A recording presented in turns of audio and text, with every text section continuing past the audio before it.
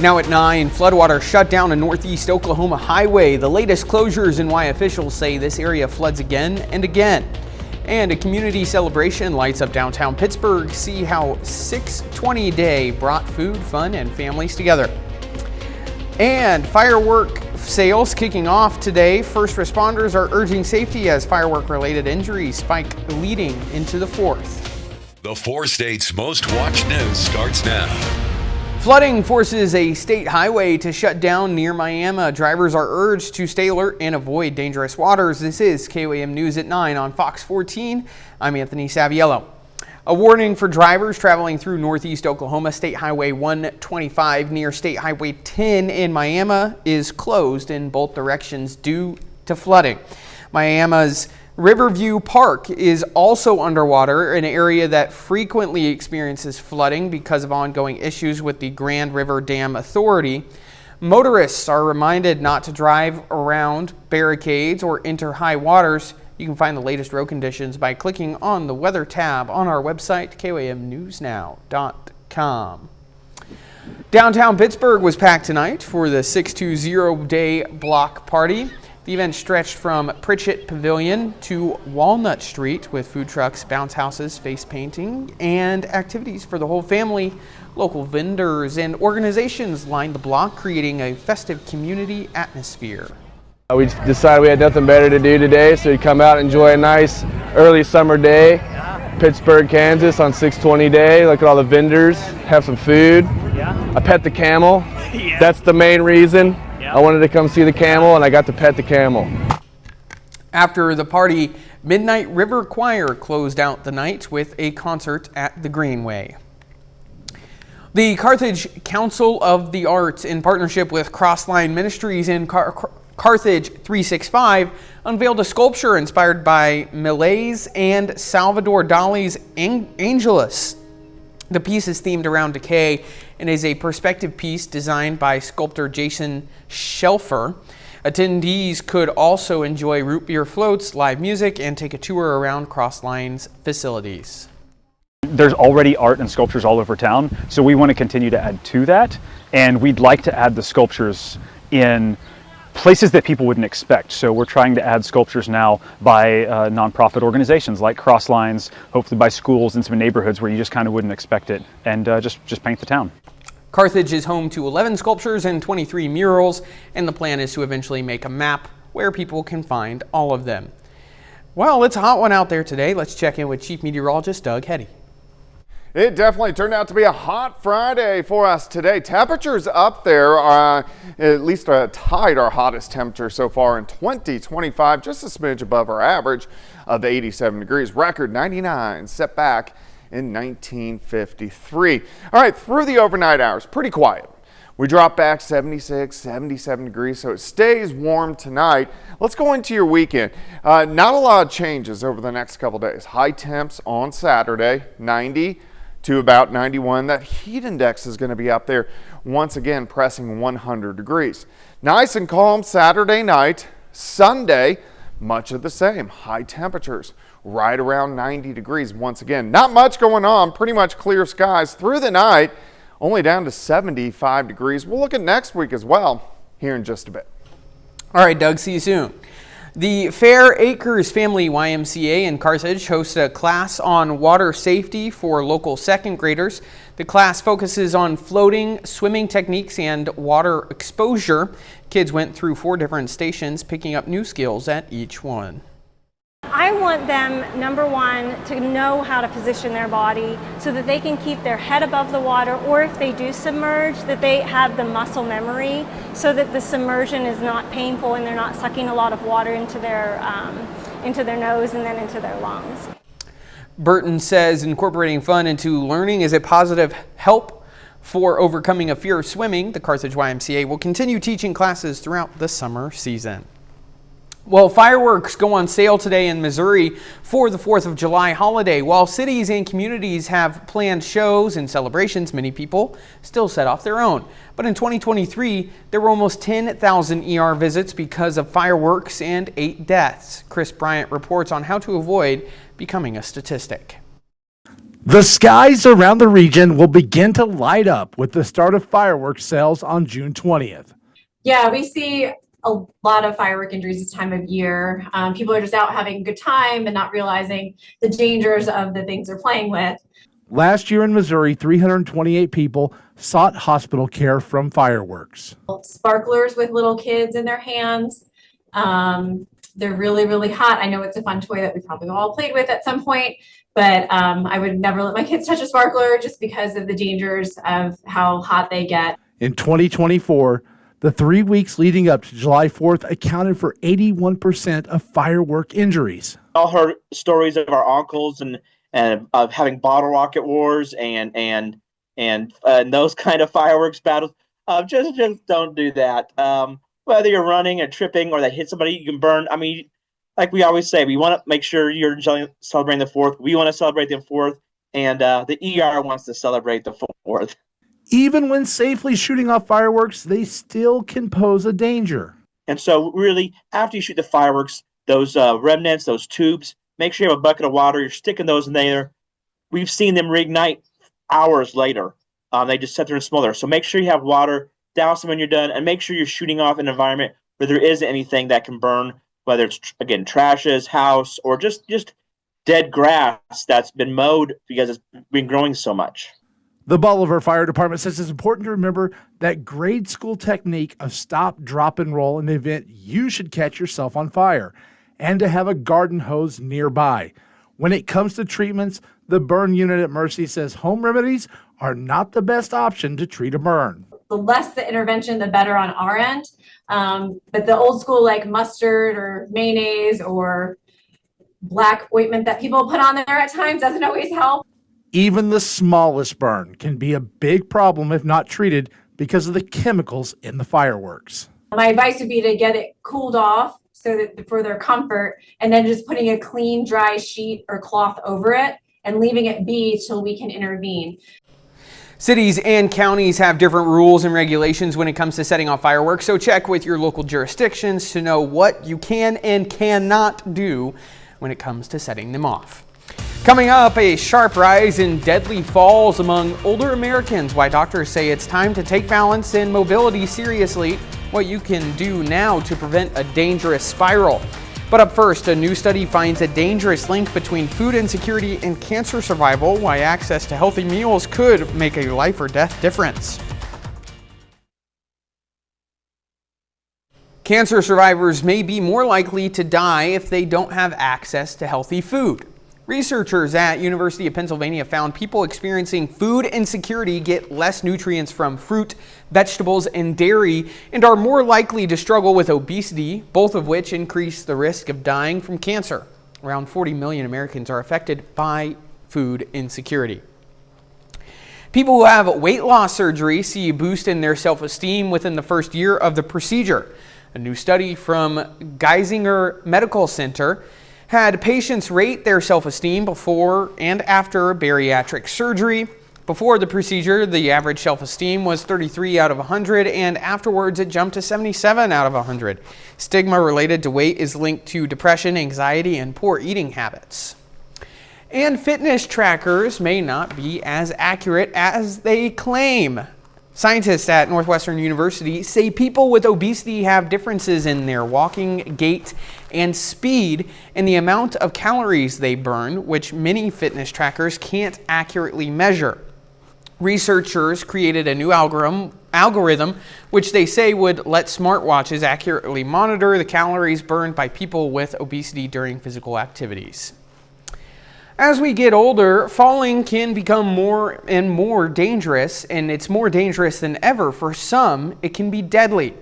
Fox News correspondent Garrett Tinney has more from Chicago. A new report is revealing an alarming rise in deadly falls among older adults. The CDC says around 41,000 retirement-aged Americans died from falling in 2023, a 70% increase from 2 decades ago. Falls are now the leading cause of injury-related deaths among seniors, accounting for 1 in every 56. While the study did not investigate the causes behind this surge, experts say there could be a number of potential factors. As we get older, it's much more likely see that we don't have as much muscle mass, orthopedic problems like arthritis that can lead to imbalance and gait abnormalities, neurological problems, delirium. I mean, there's a huge list. Doctors say prevention is the best practice. Falling contributes, to a lot of problems that are then like a rapid cycle. Part of that increased mortality is from fractures, hip fractures, spine fractures that happen that again help perpetuate that downward spiral with multiple other medical problems. They suggest eating well, getting enough protein, staying active, and being honest about your abilities. A lot of times patients, as they get older, they really are hesitant, resistant to using a walker if they need to, or a cane, or an assistive device. But, it's much worse to have a fall, have a fracture, for example, and, the risk of losing your mobility then is much greater. If you notice you or a family member are having a harder time with balance, doctors say to let them know so that they can run an evaluation. In Chicago, I'm Garrett Tenney, Fox News. Well, coming up, Doug is next with a complete look at the forecast, and later why clicking unsubscribe on a spam email might do more harm than good. The new scam that's turning a simple click into a cybersecurity risk.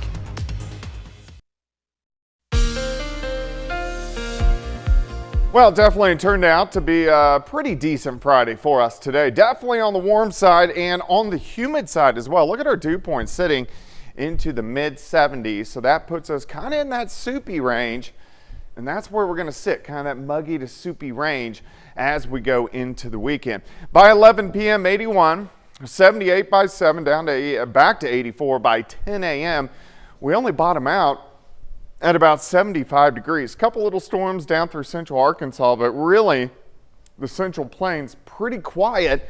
We are dominated by this big dome of high pressure. So in the summer months, when you're near or under a high pressure, you mainly are hot, humid, and fairly dry. And that's what we're going to see over the next couple days. Here's our high pressure right across Arkansas, slips into the Appalachian Mountains once we get into Sunday, but still enough control over us to keep us looking pretty good.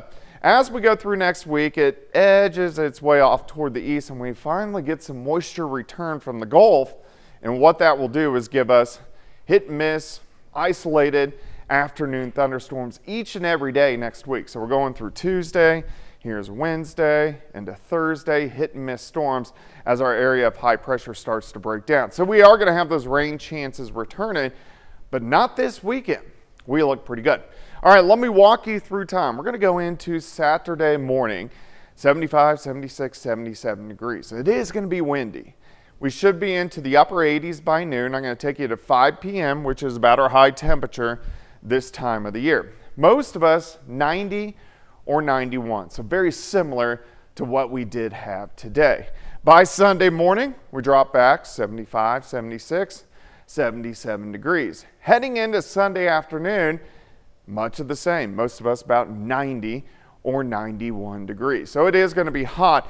A little windy as well. The wind's kind of picked up a bit for us today. We'll have gusts on Saturday afternoon, 25 upwards to 30. It stays breezy Saturday night, and on Sunday we'll have gusts 25 upwards to about 30 miles per hour. Pair of 91 Saturday and Sunday, a warm Saturday night, humid. Here's our heat index. It's going to be right back up near 100 by Saturday afternoon. Maybe a smidge cooler as we go into Sunday, but still 95 upwards to 100 is the way it's going to feel to your skin for most locations. Kicking off your work week next week, upper 80s to near 90, isolated thunderstorm we can't rule out late in the day. Once again on Tuesday, upper 80s to near 90, isolated thunderstorm once again, and we're going to continue to see that as we go through next week. 91 Saturday, 91 on Sunday. We hold near 90 on Monday, and well, really all next week we hold near 90, but a few afternoon isolated thunderstorms kind of popping up each and every day, lasting all the way through next week in a very typical summer-like pattern. Anthony? All right, Doug, thanks. Well, we've got the perfect way for you to stay ahead of the severe weather season. Scan this QR code with your phone. Head straight to the updated weather resources page on our website, where you can find more information on storm shelters, weather updates, closings, and road conditions. You can also find tips for watching live streams in real time. It's called the Weather Resource page on KOAMnewsnow.com. Residents in St. Louis are facing a new challenge this week: extreme heat. Many are still rebuilding from May's EF3 tornado that tore through neighborhoods like Cora and Ashland Avenues. City officials are warning people to stay hydrated, limit their time outdoors, and take advantage of shaded areas.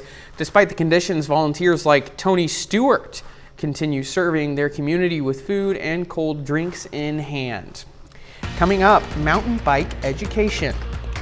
Students at McDonald County High School get a lesson on how to be good bikers. I'm Lonnie Walton in McDonald County. I'll have that story coming up.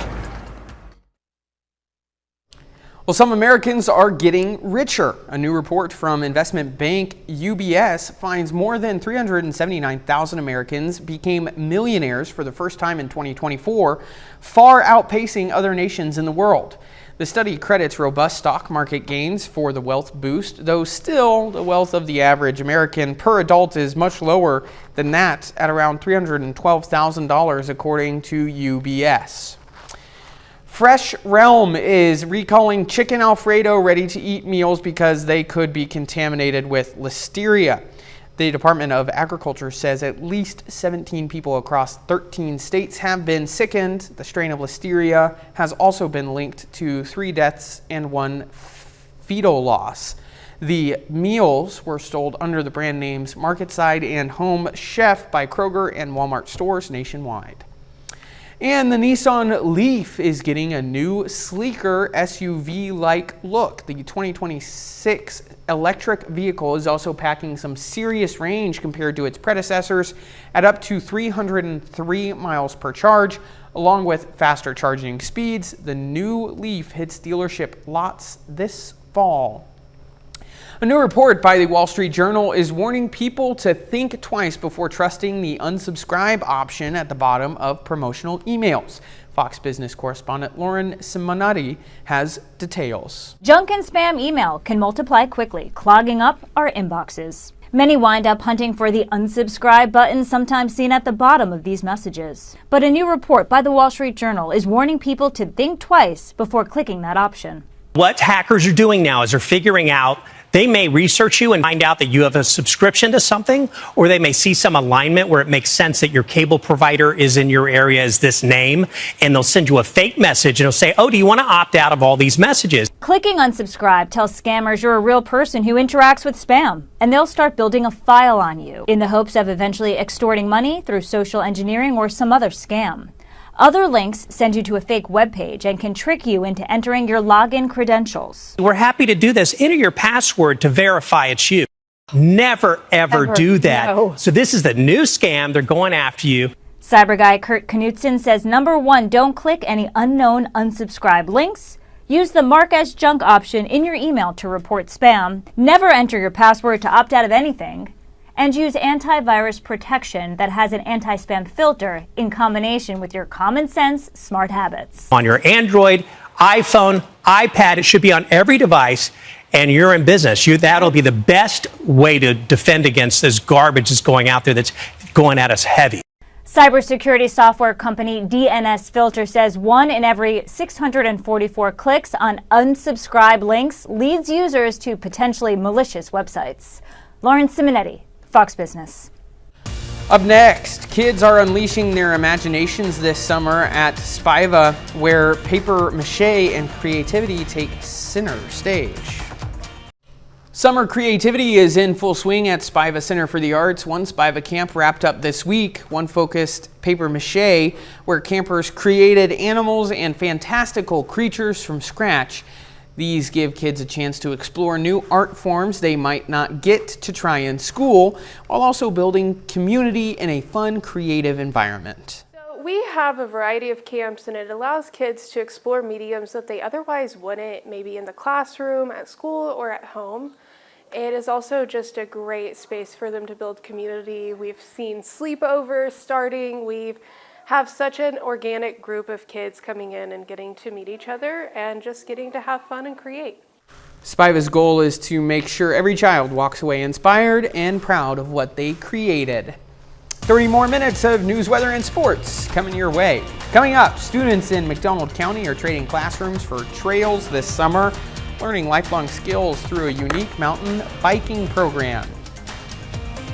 And Iran's fires another round of missiles into Israel, with Netanyahu vowing to eliminate Iran's nuclear threat and President Trump considering how the U.S. will respond. You're watching the 4 states' most watched news. The students at McDonald County High School are blazing trails this summer with an unusual PE credit, mountain biking. As KOAM's Lonnie Walton reports, it is one of the only summer classes of the kind in Southwest Missouri. I talked to several students and a teacher, and they say biking is not only fun, but a way of life. It's fun, and you can get around, and you don't have to have parents drive you everywhere. Sophia Perez is a junior at McDonald County High School. She says she enjoyed this mountain biking class this summer, not just because she loves riding, but because she wants to improve her skills. It shows us how to ride in different areas too, instead of just being in a group riding along the side of the road. We go on trails and stuff. And trails are a big thing, according to bike instructor Marian Palmer. We've done Snowbird Trail, Tweety Bird. Yesterday we were at Kohler Grove and went through several different trails and rode through a creek, which was the best part. But before these kids get to these trails, Palmer says they need a lot of extra training that will last a lifetime. Braking, body separation, how to take turns, go uphill, shift. And these students are enjoying it. I asked them what their favorite part was. Sliding on the cardboard, it helps you brake a lot better and know how to stop. Going on trails. And there are some not so fun moments. Uphill.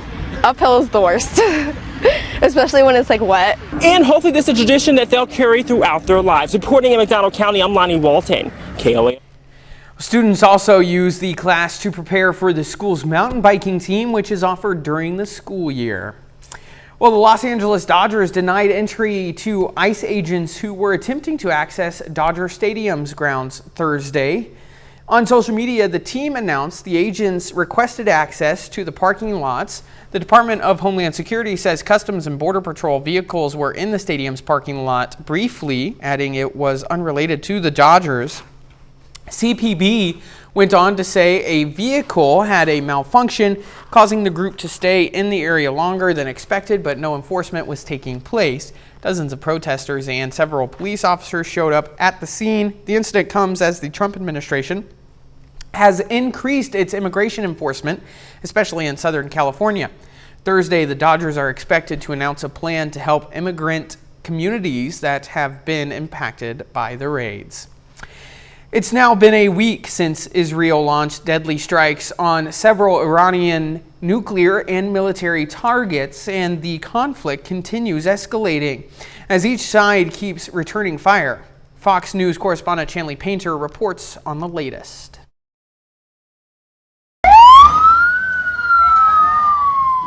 Smoke rising from southern Israel this morning after IDF officials say a fresh wave of Iranian missiles took flight. This attack comes after Iranian strikes on Thursday hit a major hospital in the south and residential buildings near Tel Aviv. I'm determined that we will achieve all our goals. Israeli Prime Minister Benjamin Netanyahu maintains destroying Iran's nuclear capabilities is key to Israel's survival. This after previously slamming Iran's Iraq heavy water reactor.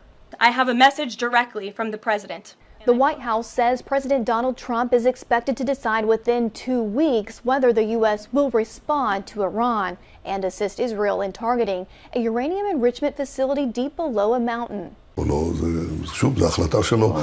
will do what is good for the United States, and I will do what is good for the state of Israel. Meanwhile, people continue evacuating from Israel and Iran, but it's hard for those already displaced by other conflicts, like Tatiana Kurakova. Each time you don't know if you'll survive or not. She fled Ukraine for Israel in 2022 to escape the ongoing Russian invasion. Recently, an Iranian missile destroyed the building next to hers, triggering fears from back in Ukraine. I don't even stop seeing dreams that I'm hiding somewhere, running from Shahed drones. The White House says President Trump is still eyeing any possible developments on negotiations with Iran regarding their nuclear program. I'm Chanley Painter, Fox News. Doug is next with another look at your forecast, and coming up, the seasons are changing. The summer solstice is ushering in the longest day of the year. I'm Chanley Painter with a look at the science behind the sun. Coming up. Well, it definitely turned out to be a pretty decent Friday for us today. Definitely on the warm side and on the humid side as well. Look at our dew point sitting into the mid 70s. So that puts us kind of in that soupy range. And that's where we're going to sit, kind of that muggy to soupy range as we go into the weekend. By 11 p.m., 81, 78 by 7, down to back to 84 by 10 a.m. We only bottom out at about 75 degrees. A couple little storms down through central Arkansas, but really the Central Plains pretty quiet.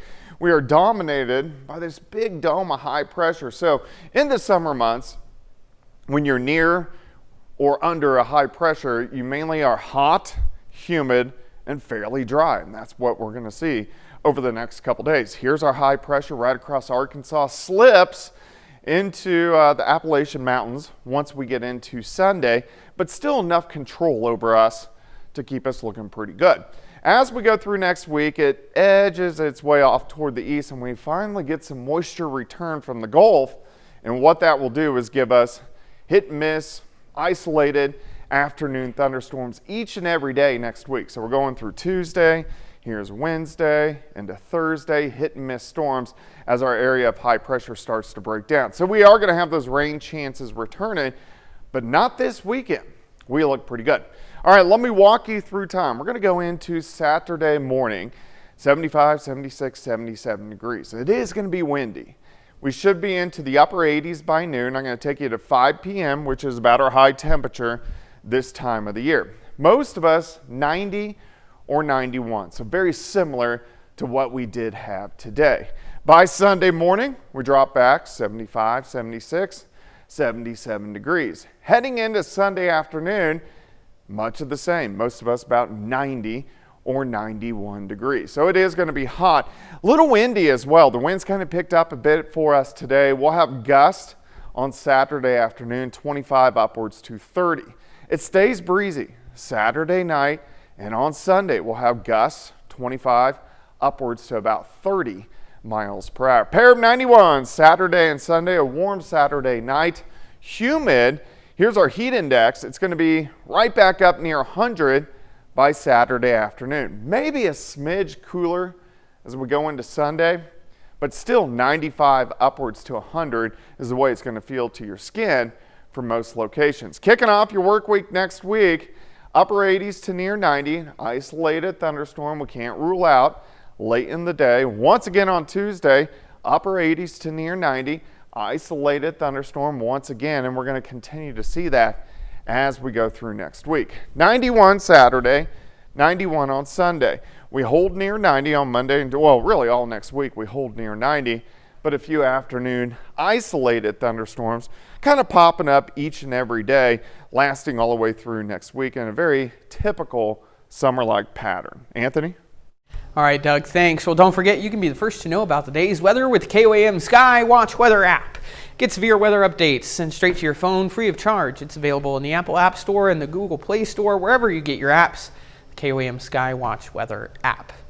Well, as interest continues to grow in women's sports, including basketball and soccer, female athletes who play tackle football are hoping their sport is next to gain popularity. The Detroit Prowl recently lost their bid to win their second straight American Women's Football League title. They are among the female athletes who, despite the risk of injury, choose to join pay-to-play leagues for the love of the game that is traditionally limited to men. It's brutal. We hit, we run, we throw, we kick, we do it all, just like the boys, but we're women. It'll eventually blow up. The same way flag football blew up like last year, I think women's football, tackle football will be the same way in the next year or so. Women have been playing tackle football for decades, mostly under the radar, but now several of the league's championship games are set to be televised from high-end venues. Still ahead, the Joplin Outlaws are on the road for a matchup with the Timberhawks. Plus, a Kansas City Royal hits his first career home run Ben McLeish has those stories and more up next in sports. Last night, the Oklahoma City Thunder dropped Game 6 of the NBA Finals to the Pacers, setting up a Game 7 on Sunday. But let's go over what went wrong last night and how the Thunder can bounce back in the next game. The Thunder had the chance to clinch the NBA championship in Game 6, but the Pacers were hot in the second quarter. They outscored OKC by 19 in the second, and then by 8 in the third quarter. Turnovers killed the Thunder. They turned the ball over 21 times, 10 more times than the Pacers. And Oklahoma City shot just 27% from 3. But good news for the Thunder. They're coming back home for Game 7. If they can capitalize on the home court advantage, win the turnover battle, and hit their three-pointers, they'll have a good shot at bringing Oklahoma its first ever championship. In the major leagues, the Royals are on a 3-game win streak, and yesterday their top prospect, Jack Caglione, achieved a new career first. In the second inning, Caglione swings out a pitch a foot above the strike zone, and he blasts it into the bullpen for his first career home run.